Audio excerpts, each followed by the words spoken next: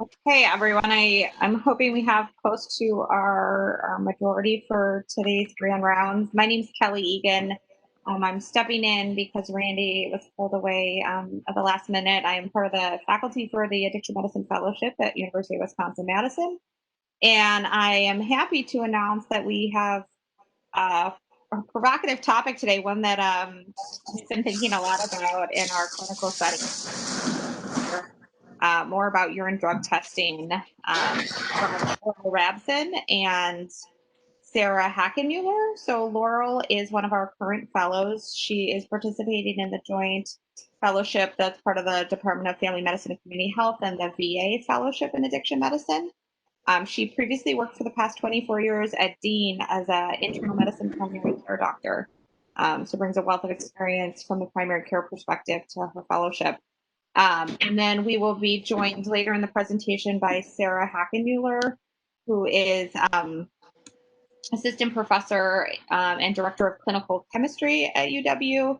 And we're excited to have that perspective with sort of a better understanding of the options we have and the toxicology tests that we review in this field. So without further ado, I'm going to turn it over to Laurel, and I think we're going to be doing, and correct me if this is wrong, if anybody has questions, we can use the chat feature during the presentation, and then we'll have some time for questions at the end as well. Yep. Okay. Thank you, Laurel and Sarah. Hi, everyone. I'm Laurel Rabson, and unfortunately, you can't see me because I'm doing this on a tablet. We've had a technical issue, so I apologize for that. I'm going to start with an overview of urine drug testing and addiction medicine and end with some cases. And then Dr. Hackenmuller is going to talk more about the technical aspects of testing and summarize urine drug testing here at UW. The history of large-scale urine drug testing starts with this man. In the early 1970s, our country was torn apart over the Vietnam War and civil rights, with rising crime rates and increased drug use. And on June 18, 1971, President Nixon declared war on drugs, calling drug use public enemy number one. The news media estimated that 15 to 20% of servicemen in Vietnam were regularly using heroin, and on the recommendation of his new drug czar, Dr. Jerome Jaffe, an addiction psychiatrist who'd set up methadone clinics, Nixon mandated all military personnel returning from Vietnam to be urine drug tested 2 weeks before return, and those positive to stay in Vietnam a little longer to detox. In May of 1981, there was a huge munitions accident aboard the aircraft carrier USS Nimitz, with 14 killed, 48 injured, 55 planes damaged or destroyed, and 6 of those killed were positive for marijuana. Later that same year, in part in response to this accident, widespread urine drug testing in the military started. In 1987 in Maryland, a Conrail train crashed into an Amtrak train. There were 16 fatalities, and the Conrail train engineer and brakeman were found to have marijuana and PCP in their urine. Within a short time after that, the Drug-Free Workplace Act, covering all federal contractors and grantees, and the Omnibus Transportation Employee Act, which required drug testing for all safety-sensitive transportation employees, were passed. Driven by the insurance industry, the practice of urine drug testing in the workplace became widely adopted by many non-federal employers. Workplace testing peaked in the 1990s, with over 80% of major employers adopting it. And these were the drugs that were tested. Subsequently added to other profiles were barbiturates, benzodiazepines, mefloquine, and some synthetic or semi-synthetic opioids. The principle of workplace testing is as follows. Testing is always two-tiered. There's an initial screening test, generally an immunoassay, which uses antibodies to detect the presence of drugs or classes of drugs. These tests are generally cheaper, quick, but have lower sensitivity and specificity with cutoff limits set to avoid frequent false positives, such as from secondhand cannabis exposure or poppy seed ingestion. Now, if there's a positive initial screening test, it goes on to a confirmatory test, which detects the actual substance via a combination of chromatography, which is a separation and quantification method, and mass spectrometry, which is an identification method. And we'll hear more about this from Dr. Hackenmuller. These tests are labor-intensive, expensive, but highly sensitive and specific. A positive test is not reported unless both tests are positive. And there's a strict chain of custody with a medical review officer, a specifically trained physician, overseeing the integrity of the process and the interpretation of the urine drug test. Testing in clinical medicine has been around a long time. It was used in methadone clinics in the 1960s, and then over the next few decades used primarily in addiction medicine and pain clinics, but not regularly used in other fields, including primary care. Most physicians are not trained in the ordering or use and interpretation of UDTs, and it wasn't until widespread use of opioids for chronic non-cancer pain beginning in the late 1990s and the unleashing of the opioid crisis that urine drug testing became more common in clinical practice. Now, workplace testing and clinical testing are different in several ways. First of all, workplace testing is primarily about protecting the organization and public safety with potential for serious legal implications for the testee. Clinical testing, in theory, is predominantly about the health and safety of the patient.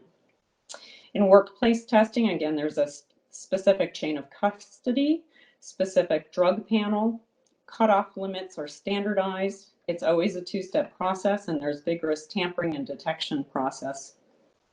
There's a medical review officer overseeing the entire process. And none of those things are in place in clinical testing. In the workplace testing, the prevalence of opioid or benzodiazepine use or other substances is really very low. In the clinical setting, the prevalence of opioid use or benzodiazepine is much higher, particularly if we're testing to monitor adherence to a prescribed substance. And this really changes the pretest probability, which impacts the utility of testing. Here are a few studies showing that two-test stepping can actually be harmful in clinical medicine. And Cook et al., 38% of urine drug testing using a two-step method did not have detectable concentration of the expected prescribed drug or false negative. In Mickel et al., 53 to 69% of UDTs from chronic pain patients had false negative results for alprazolam, clonazepam, and hydromorphone. It's now recognized that such unexpected immunoassays results are not false, but rather represent incongruence between test and pretest expectations. This has led most in addiction medicine and pain medicine to skip the screen and go directly to confirmatory tests, such as our pain management panel here at UW, and we'll hear more about that from Dr. Hackenmuller. However, most urine drug testing in clinical medicine remains two-step with an initial screening immunoassay and an opportunity to order a confirmatory test.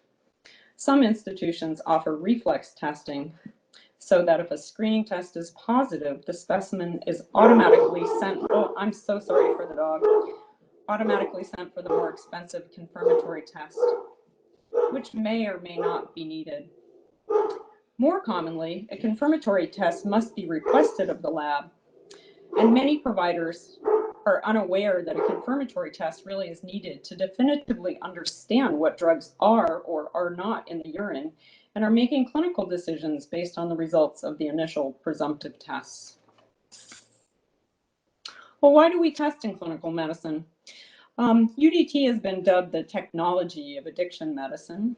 It serves as an objective piece of information about substance use, as multiple studies show significant discordance between patient report of use and UDT confirmed results, both in the chronic pain and addiction literature.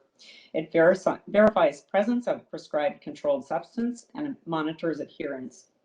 It detects unauthorized use of, oh my goodness, my slide got cut off. detects unauthorized use of prescription or illicit drugs. It aids with a benefit.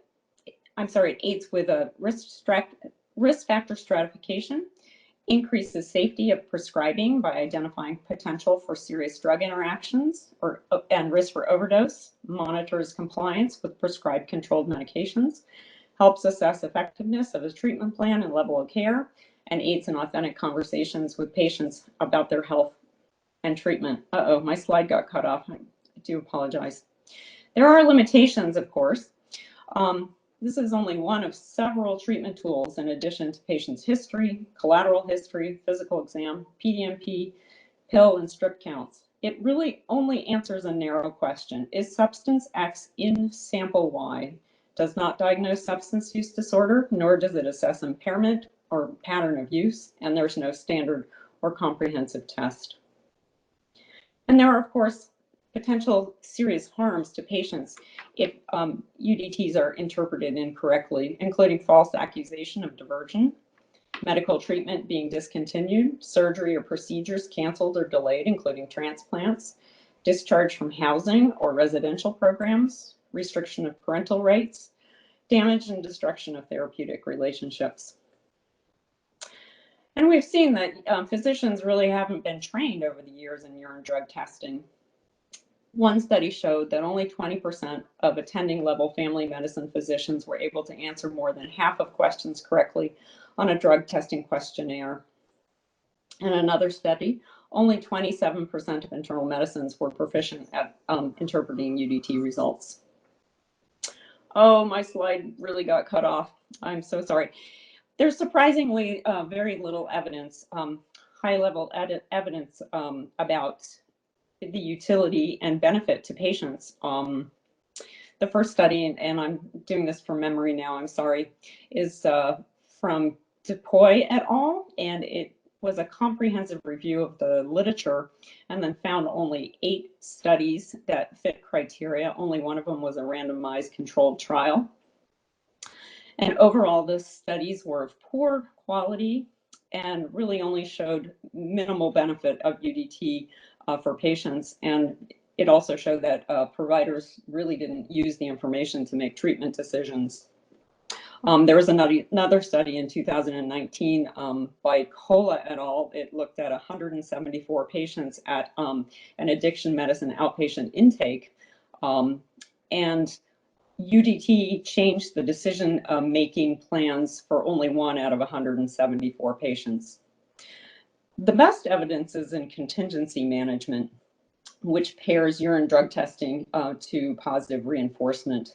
And we do this at the VA in smoking cessation clinic and also in alcohol clinics. And Griffiths et al. In 2000 did a meta-analysis of contingency management and OTP methadone clinics, and their primary outcome measure that they were looking at was supplemental drug use during treatment, and contingency management indeed decreased supplemental drug use during that treatment time. Despite the lean body of evidence, urine drug testing is recommended by all major medical professional societies in the settings of opioid use for chronic pain and in addiction medicine as a tool for improved patient care and to protect the prescriber. In 2016, of course, CDC put out its guidelines for prescribing opioids for chronic pain with 12 recommendations, and the 10th recommendation was about UDT with a recommendation to do an initial test and test at least annually thereafter. ASAM has put out recommendations over the years as well, most recently in the 2012 consensus statement. And it's a long document. I just want to point out a couple of things. One, just recognizing again that there is no universal standard today for clinical drug testing. And also that the most important challenge in drug testing today is not the identification of every drug we are technically capable of detecting, but to do medically necessary and accurate testing for those drugs that are most likely to affect clinical outcomes. and a call for smarter drug testing, including increased use of random testing, increased detection of tampering and collection, and testing based on clinical indications with consideration of costs in relation to value. Let's turn our attention to the nuts and bolts of urine drug testing, ordering, and interpretation. As you see, it's a complex multi-step process, and the first step is ordering the correct test. So you really need to know the tests that are available to you at your institution, and it varies widely by institution. And you need to order the test that answers your clinical question. We need to know detection windows for drugs within a matrix. We need to recognize tampering of a specimen. We need to know potential causes of false positives and negatives, including cross-reacting substances and detection cutoff limits. We need to understand the metabolic pathways, and we need to call the lab when the situation is unclear. Now, urine is our primary matrix, but there are multiple other matrices, and they each have a different detection time window. And you can see here, we definitely use blood, that's minutes to hours, and going down to hair, which goes out to months. And urine is sort of in the middle with hours to sometimes to weeks. What are the limitations of urine as a matrix? And again, my slides didn't transfer over from my laptop, and I apologize about that. So some of the limitations are that observed collection is invasive of privacy. Unobserved collection introduces an opportunity for tampering, whether that be by dilution or substitution or adulteration. And compared to blood, we're unable to correlate concentration to the schedule of administration, and quantification of urine specimens does not correlate with intake of substances due to multiple factors. So let's turn our, why do we use urine? It is certainly our oldest matrix, and we have decades of accumulated knowledge about it.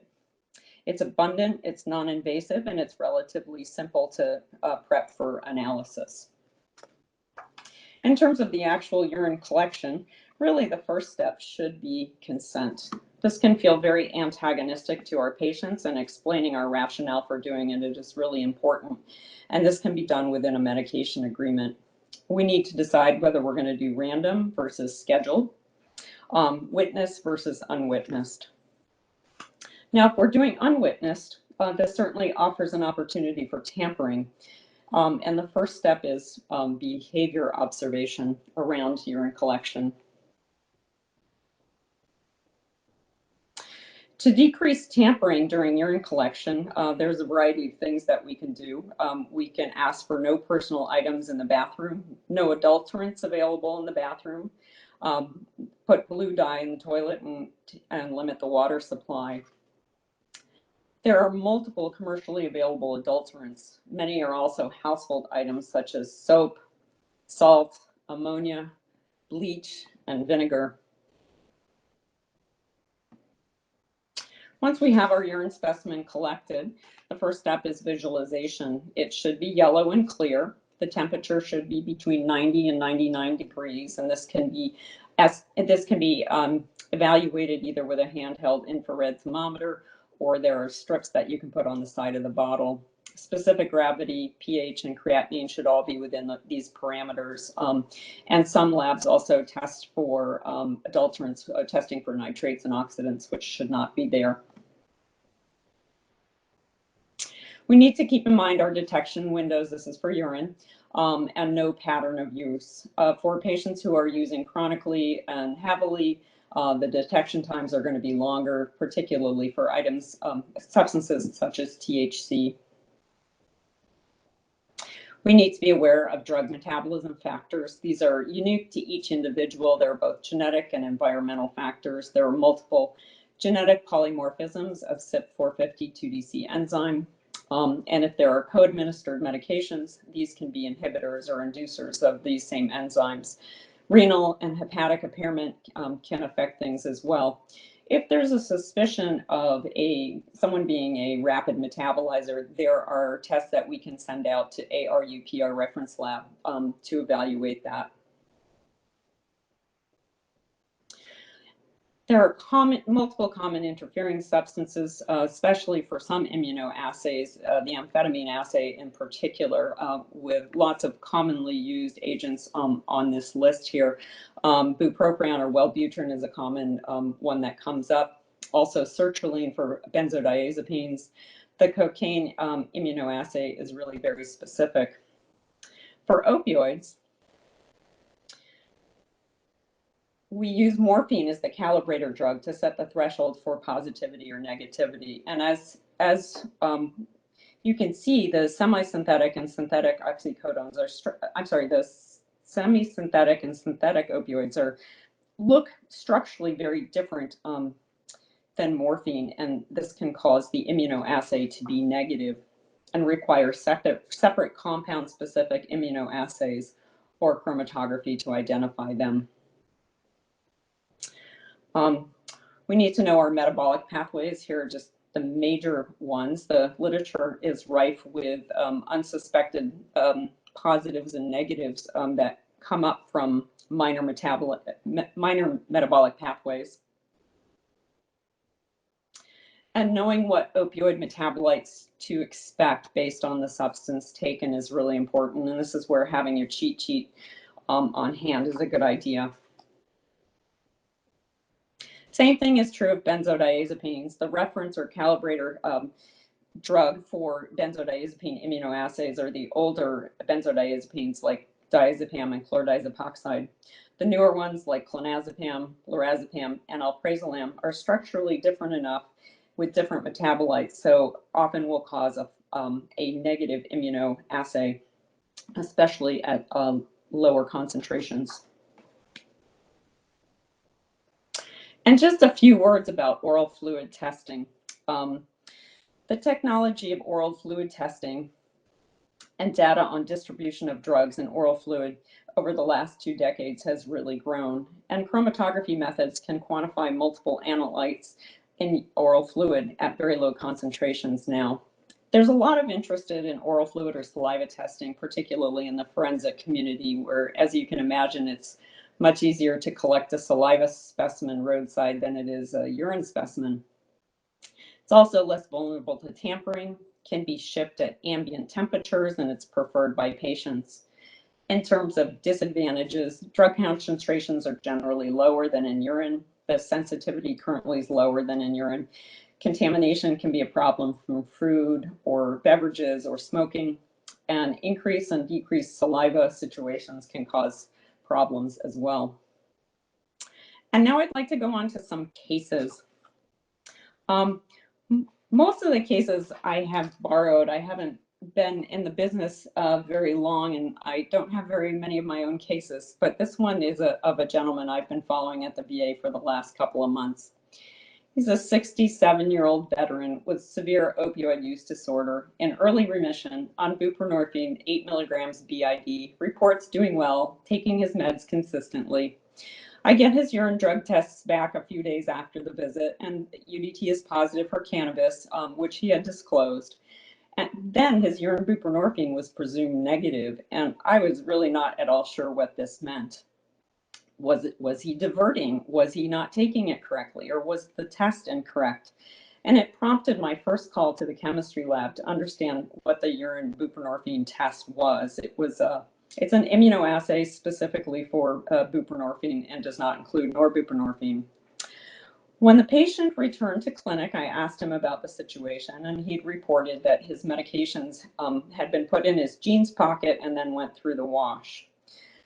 We discussed medication management a little bit and asked for a shorter follow-up interval. At the next visit, again, the buprenorphine was presumed negative on the urine test, and he reported the same issue.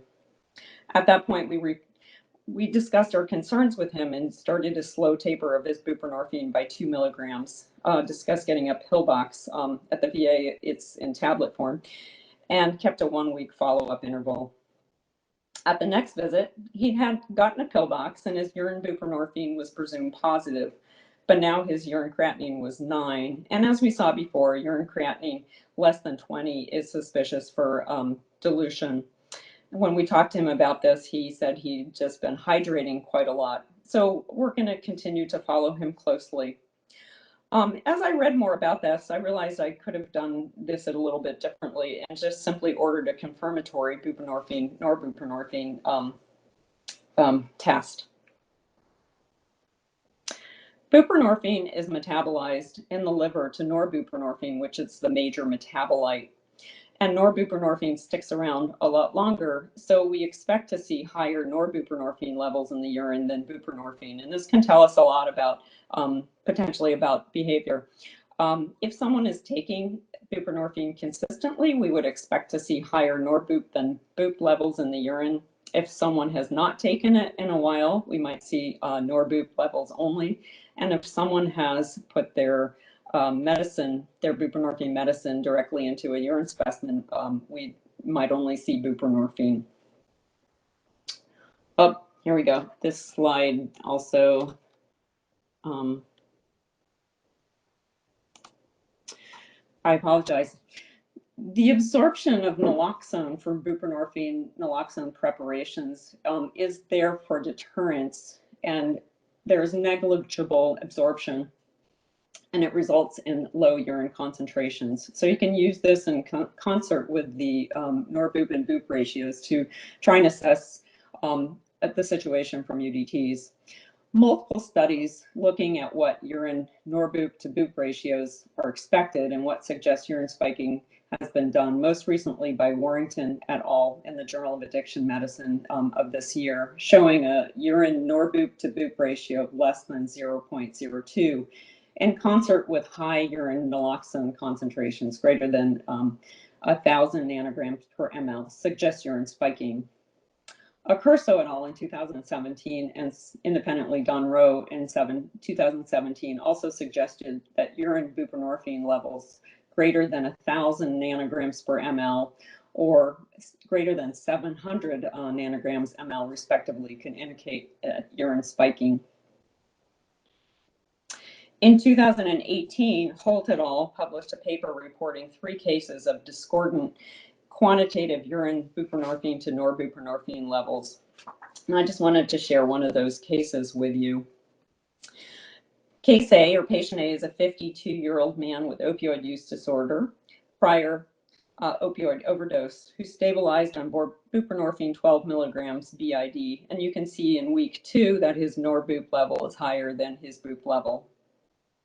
Then there were some unexpected results over the next several months, and it raised the issue of some urine spiking. And the issue was raised with the patient, and the patient disclosed tampering of his urine, both with dilution and spiking to hide intermittent heroin use. He returned to several months of more expected results, but then again, there was evidence of spiking with the buprenorphine levels over 1,000, and the patient was transitioned to an OTP on methadone. So what we take from this is that quantitative monitoring of norbup and buprenorphine levels when managing patients on ORT can be helpful. Serial measurements tell us a story, although for many providers it may not be practical due to inavailability of the test or expense of the quantitative bup and norbup levels. The next couple of cases I have borrowed from Dr. Michael Hofer, who's the director of the Addiction Psychiatry Fellowship at UCSF, from his teaching files. They're both real cases. Patient's a 64-year-old patient with severe opioid use disorder on chronic methadone maintenance treatment who needs a total hip replacement. Surgeon requires 6 months abstinent from heroin to have surgery. UDT is negative for 4 months, but recent UDT is positive both for methadone and opiates, and he was told he needs to start the 6 months over again. So what's the explanation here? I find it always helpful to go back to the metabolism pathways. And you can see that if we can detect 6-monoacetylmorphine in the urine, this is pathognomonic of heroin use. However, that only sticks around in the urine for a very short time, about 2 to 8 hours. Other explanations for this urine result could be that the patient went to a Russian bakery and ate several poppy seed rolls, or had a dental procedure and received a Tylenol number 3 from the dentist. So clearly, more information is needed before making this decision. The next case is a 56-year-old man with alcohol use disorder, multiple DUIs, attending court-mandated IOT. Breathalyzer tests are consistently negative Monday, Wednesday, Friday AMs. He denies drinking. Collateral sources report he's not being truthful. And how can this be assessed? Alcohol is rapidly metabolized and can be detected in the blood and urine only for several hours after ingestion. Fortunately, there are some metabolites that we can measure. Ethyl glucuronide can stick around for up to 5 days, and ethyl sulfate 3 to 4 days. There are also biomarkers that we can use to assess drinking history. Phosphatidylethanol, or PEth, can detect heavy or binge drinking up to 12 days afterwards. CDT is an older biomarker, but less specific. And then the GGT and AST and MCV are common tests that we order anyway, so those can be looked at as well. My last case, here's my zebra. This is, and I'm sorry for this overlap here. This case is from Kruckenberg et al. It appeared in the Annals of Internal Medicine. It's a case from the University of Pittsburgh Liver Transplant Center. Patient is a 61-year-old woman with cirrhosis and poorly controlled diabetes who presents for liver transplant evaluation after being declined by 2 other transplant centers because of ongoing concerns of alcohol use, despite insistence that she's not drinking. You can't see this, but repeated alcohol levels are elevated at about 180 milligrams per deciliter on several occasions without signs of intoxication. Her ethyl glucuronide and ethyl sulfate and serum alcohol are all negative. She is noted to have glucosuria and budding yeast in her urine as well. So any ideas? Oh, I think I gave it away. Urinary autobrewery syndrome. They measured the alcohol concentration in the urine initially and then incubated the urine and then retested it. And those yeasts were making beer. So it's just a reminder that sometimes we also have to play detective. In conclusion, urine drug testing is an important tool in addiction medicine, but just one of multiple tools. Urine drug testing does not diagnose an SUD, doesn't assess the pattern of impairment. It doesn't assess impairment or pattern of use. And it's not standardized. You need to know the UDT options at your organization and choose the tests that can help answer the clinical question. UDT interpretation is complex, and most physicians are not trained in this area, so we need to be kind of de facto MRO officers. And when in doubt, call your friendly toxicologist. And keep in mind that urine drug testing creates an opportunity to strengthen therapeutic alliance, better align treatment plans with patient needs, decrease risk of potential harms, and promote treatment engagement and retention and care. And thanks for your attention.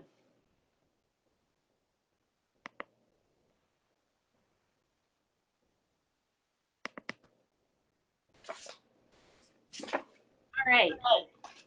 Thank you for inviting me and providing the opportunity to talk with you more specifically about the options that we have here at UW Health, mostly related to our opioid testing, but I'll talk a little bit about some of the other options as well as we go through the presentation.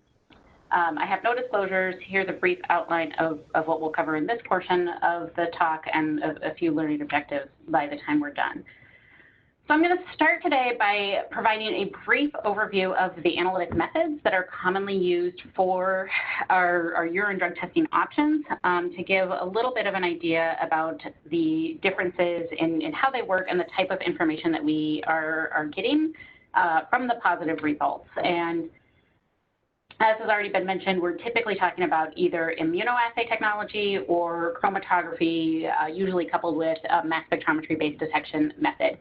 And the differences here is that immunoassays are generally automated methods, meaning they're available on our random access analyzers in our core laboratory. Typically, they're available 24/7 or very, very close to 24/7 availability. They typically have a more rapid turnaround time, so results are available quicker once we receive the sample. They tend to be either class or, in some cases, compound specific.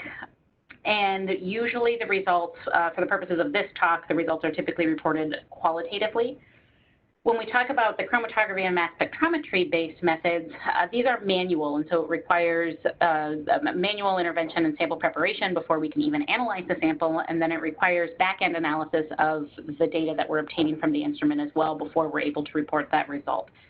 Because of this manual nature of the testing, these methods typically have a longer turnaround time, meaning that it's not going to be available within just a few hours. It's going to take several hours or perhaps a day or sometimes 2 days, depending upon the test. However, in this situation, you're typically getting compound-specific information and not that broad class of compound information. The reporting off of our chromatography and mass spectrometry methods can be either qualitative or quantitative, depending upon how the laboratory performing that test has it set up. If they have it set up to control it and report out quantitative results, they're able to do that. If they have it set up to control and report qualitative results, then that's the information that's going to be available from that test. When we are talking about our immunoassay methods, the underlying principle here is detection of a drug based on an antibody. And if we look more closely at the components that are present in the reagent, we have the antibody present in the system. We also have the drug of interest, the target drug of interest, that is often coupled to an enzyme component. And in this example, that enzyme is glucose-6-phosphate dehydrogenase. And there's some sort of substrate for that enzyme. In this case, it's NAD. In the absence of any drug from the sample that we are trying to analyze, the antibody in that reagent will bind to the drug that's present in the drug-enzyme complex. Binding of the antibody to this complex inactivates that enzyme activity. And so now in the presence of the substrate, that enzyme is not able to convert NAD to the product, and there's no signal generation in this assay. If we think about a situation where there is our drug of interest present from the sample that we're trying to analyze, that antibody is now going to bind both to that drug that's present in the sample and also to some extent to that drug enzyme complex that's part of that reagent. And so there's going to be a competitive binding between these two different components.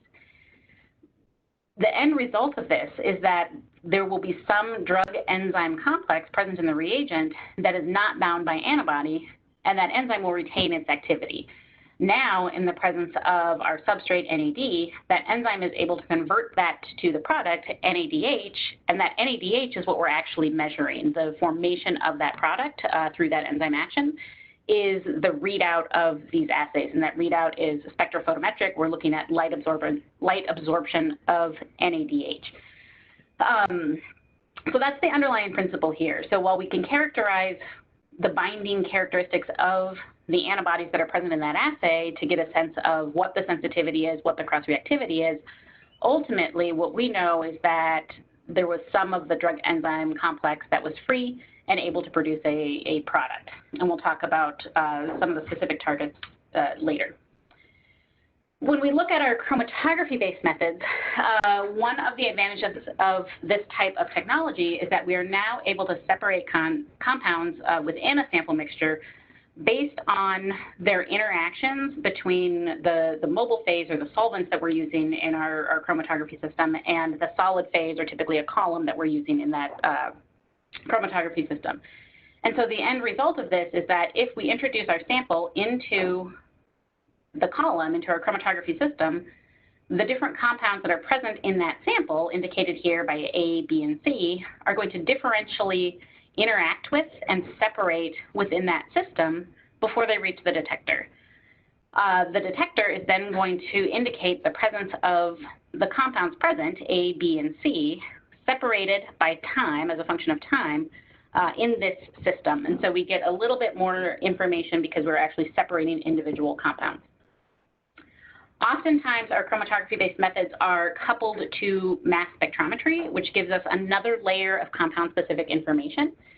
And the example illustrated here that is commonly used in many clinical laboratories is an example of tandem mass spectrometry. And so the chromatography portion is the same as what we saw on the previous slide, where you're still getting that separation of components based on their interactions with the column and the solvents. But now the detector is a mass spectrometer, and in our tandem mass spectrometers, that is composed of 3 quadrupoles. 2 of those quadrupoles, the Q1 and the Q3, are mass analyzers, and so we're able to select for a specific molecular ion or ion of interest. And we think about this as the mass of the compounds, but really it's a mass to charge ratio. But for small compounds, that typically corresponds approximately to the mass of either the compound or the fragment that we're looking at. The middle quadrupole, this Q2, serves as a collision cell. And so the compounds that enter the collision cell are going to undergo a characteristic fragmentation pattern. And those fragments are going to be consistent for that compound in that system under those conditions, which shouldn't be changing from run to run or analysis to analysis. And so the end result here is that our sample introduction now is not the entire sample, but a portion of what has already been chromatographically separated. And so if we think about this band of B compounds coming off of our chromatography separation being introduced to our mass spectrometer, this Q1 can select for a given molecular ion of interest, a given mass to charge ratio, and we'll indicate that by this green diamond. And when that is the only compound then that is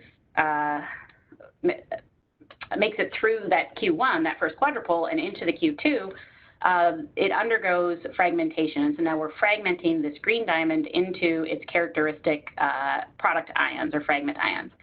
And then our Q3 looks selectively at those product ions and allows only certain of those, depending upon the method, to reach the detector. So now when we're looking at our data display, not only do we still see those peaks separated by time, that's the chromatographic separation, but the data behind this peak for compound B now corresponds to the transition of this molecular ion to 2 product ions that are characteristic for that compound. So there's more molecular information and compound-specific information that you can obtain from a mass spectrometry-based method than you can from an immunoassay that's based on antibody binding with an antibody that may or may not be selective for the compound of interest.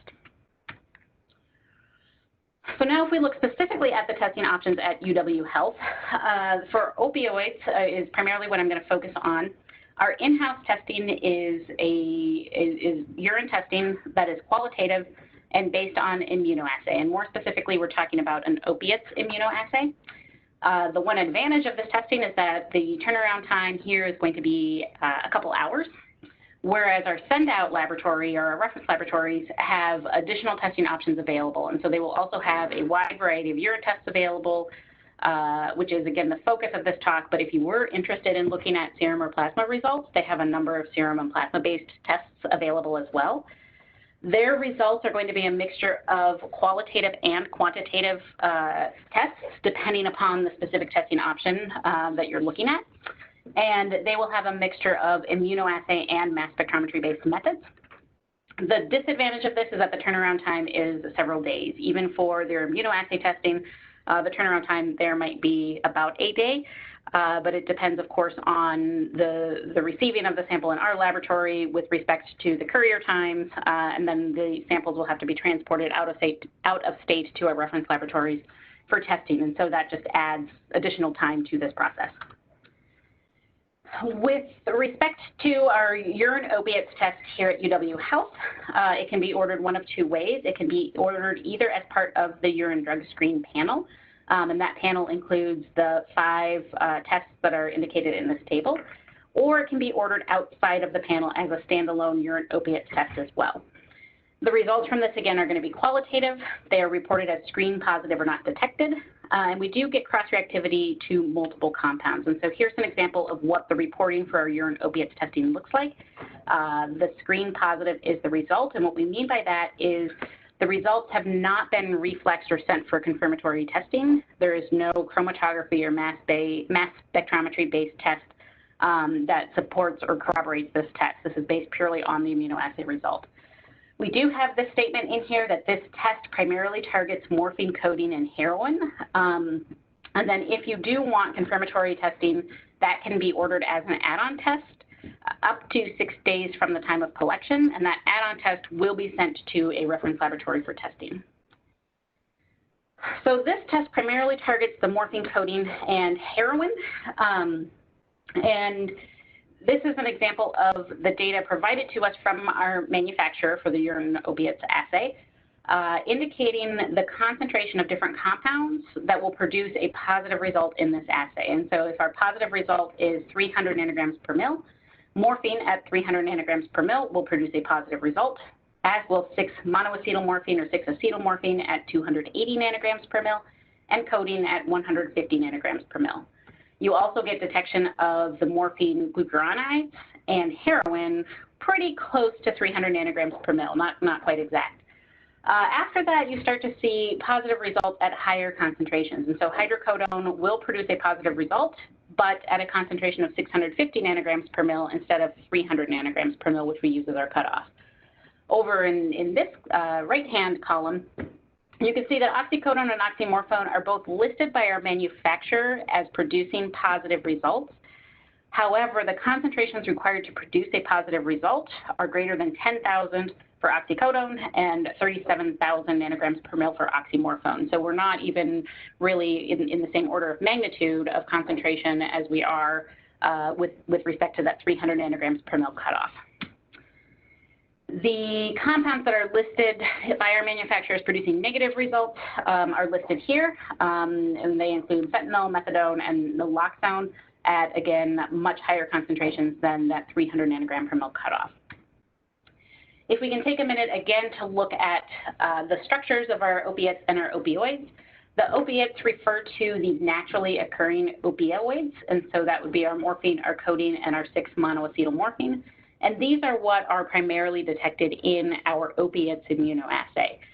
Although there's some structural similarity between compounds like hydrocodone and the opiates, when we get into the semi-synthetic or the fully synthetic opioids, you can see that there's a lot more structural diversity. And so it may not be surprising that an immunoassay that is based on an antibody detection may not detect fentanyl if that antibody is really targeted towards detection of morphine. So reasons for a positive opiates immunoassay result would be the presence of morphine, codeine, or 6-acetylmorphine. Also the presence of hydrocodone at greater than 600 nanograms per mil. It's also possible that you can get a false positive result, which would be the detection of some other compound that's not a target of this assay that we haven't characterized. Possible reasons for a negative result would be a dilute urine sample, and Dr. Rabson provided a good overview of some of the limitations with urine collection, or the presence of one of these other opioids. And our manufacturer lists oxycodone and oxymorphone as producing positive results at these concentrations. However, I've listed them in my possible reasons for a negative result if you have a concentration less than that. And the reason for that is because those are very, very high concentrations of oxycodone present in the urine. And these are two studies with admittedly a small number of study subjects where they administered a single dose of oxycodone and looked at both the time until the maximum concentration in urine was reached and then what that maximum urine concentration was in these individuals. And in all of these individuals, which admittedly is only 14, the maximum concentration of oxycodone in the urine was never greater than 10,000 nanograms per mil. And so it seems unlikely that most patients would have very, very elevated concentrations of oxycodone when that can't be mimicked in controlled studies. This is not a focus of the talk, but I wanted to throw this table up here as well, that benzodiazepines, the immunoassay, there's similar information available for this as we have for our opiates immunoassay with respect to the positive cutoff and the concentration of different compounds that will produce a positive result. And so one point to make here is that clonazepam is reasonably well detected in this immunoassay. However, the metabolite that is largely found in urine is not as well detected in this immunoassay. And so you do get some discrepancy between detection of parent compounds and metabolites within the immunoassays as well. Some of the advantages of urine testing we've already touched on a little bit in that there's an ease of sample collection. Generally, you have several days to detect a number of drugs. And you're also able to detect metabolites as well, which helps indicate that the drugs were actually ingested and metabolized before they were excreted. Of course, they are susceptible to adulteration. The detection limits may be impacted by dilution of urine sample, whether that is intentional or unintentional, just due to increased fluid intake.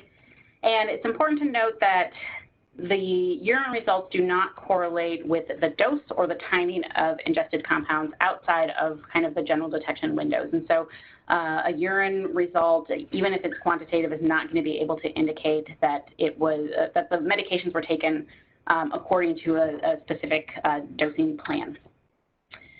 Our reference laboratory has a number of different testing options available, both for immunoassays and for mass spectrometry-based assays. We won't go into all of these details. However, their pain management drug panel is a combination of both immunoassays and mass spectrometry-based testing. And this also detects both parent compounds and metabolites. And all of the metabolites in this table are indicated with italics. And so you're getting some of that information about whether or not the metabolism has actually occurred and those metabolites are present in that sample. Similar to what has already been discussed, looking at metabolites in patterns in urine can be useful to help differentiate kind of normal and expected patterns or patterns that may be suspicious for abuse. And this is a study that was published several years ago from the researchers at ARUP looking at their patterns specifically for buprenorphine and metabolites in their quantitative mass spectrometry assay. And so they were able to get quantitative results. And what they found, looking at almost 2,000 results, is that 49% of those were positive for norbuprenorphine, and then buprenorphine glucuronide and norbuprenorphine glucuronide. So the three metabolites, the three main metabolites of buprenorphine, that metabolism pattern was present in 49% of the samples. In another 41% of the samples, these were positive for buprenorphine and then those three metabolites as well. They also did a rather extensive analysis of metabolite ratios, similar to what Dr. Rabson talked about during her portion of the talk. But they had a number of other breakdowns specifically related to what's present. And so in their study set, in their samples that they looked at, they had almost 98% of their samples were positive for norbuprenorphine with or without any other compounds, metabolites, or parent buprenorphine. 45% of these samples of the 1946 were present for buprenorphine, again, with or without metabolites. When they looked at the concentration of buprenorphine, the median result was 6.1 nanograms per mil. There was only 12 samples that were positive for buprenorphine only without any additional metabolites. If they look at this range between 100 and 1,000 nanograms per mil, there was only 19 samples that fell in that range, and there were 78 samples that had concentrations greater than 1,000 nanograms per mil. They also then supplemented with measurement of naloxone in these samples, and in their buprenorphine samples greater than 1,000, they measured naloxone in 12 of those, and naloxone was measured in all 12 of those with concentrations ranging from 2,000 to almost 10,000 nanograms per mil. And they also measured naloxone in a set of samples that had low buprenorphine, less than 20 nanograms per mil, and norbuprenorphine that was greater than 20 nanograms per mil. And in 87 samples, they did not detect naloxone in any one of these. And so this is another example of how those relative ratios if you have quantitative results, can help differentiate either unusual metabolism patterns or perhaps some indications of specimen adulteration. So here is the summary for this portion of the talk. And one additional point that I want to make is that the laboratory is here to help interpret the results, interpret the testing that's available. So please don't hesitate to reach out if you have questions. And that is what I have.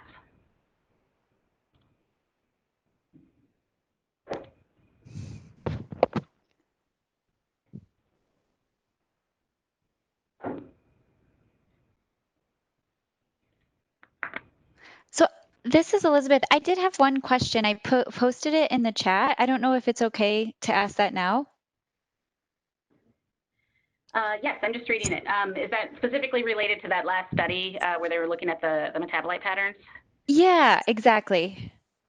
So I don't believe, I'll go back and read that. I don't believe they know that information because they are a reference laboratory, and so they were just looking at the results, and they really didn't have any information about what the patients were prescribed or the dosing frequency or any of that.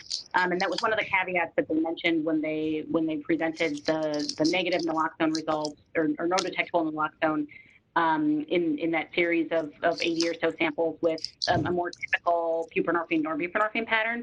That was one of the caveats that they listed, is that they really don't know for sure that any of those patients would have been prescribed Suboxone or naloxone in addition to their buprenorphine. So they don't have that information, and that was not included in that study. So that is one major limitation there.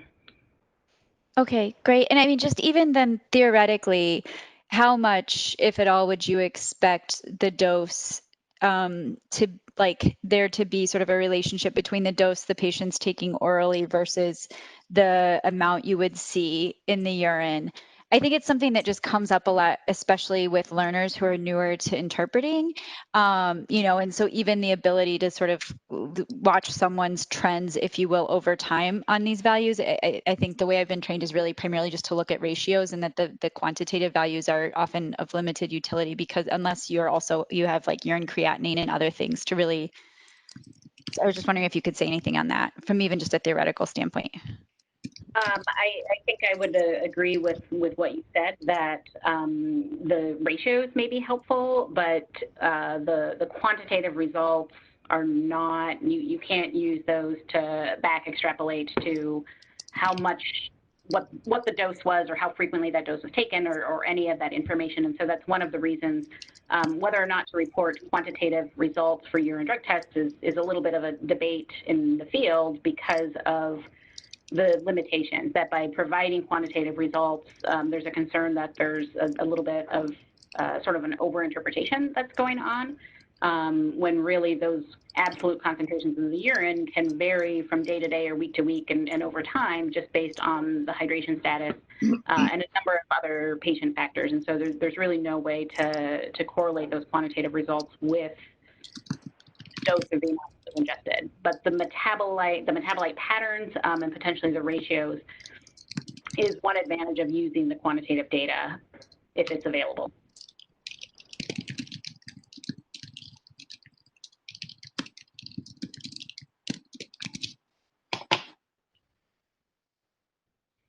This is Kelly Egan. I am part of the faculty again, and this is really helpful because there's so many questions about how to order and interpret tests. When we have questions, I recently was looking at the drug management panel, which is a send out exam, and I had some questions, and I wasn't sure, should I call the lab? I actually did call the lab at UW, and they referred me to ARUP, who then, for unclear reasons, I couldn't get through to them either. But like, who can we call to ask questions? Like, is it okay to just start with calling the clinical laboratory? You absolutely can, and depending upon what the question is, if it's specifically related to that test, then it's not something that we're likely going to be able to answer based on our own information. And so we can either direct you to the reference lab, and I'm sorry you had difficulties reaching them, or we can facilitate reaching out and trying to get some information as well. And we have our residents that rotate on our chemistry and toxicology service often assist with that reference lab contact and communication as well. And so we get them involved with our urine tox testing interpretation. But if it's something, and I don't have a good example, but if it's something that's more generic about a metabolism pattern, or is this metabolite detected in this test, that might be something that we can help answer without needing specific information from the reference laboratory. So I would say either one of those is an okay place to start. But if it is a test that's performed at a reference laboratory, just be aware that it's very likely that we will either direct you to or reach out ourselves to the reference laboratory for additional information, because it is their test and they're the ones that are going to have the best information about that. Okay, thank you. Well, we're at our time. It's 1 o'clock, and I know people have afternoon responsibilities. So thank you, Laurel, and thank you, Sarah. This is really helpful, and it's great to sort of meet you both, at least through this grand round, so that we feel comfortable asking more questions in the future too. Thank you, everybody. Thank you. Thank you. Have a good afternoon.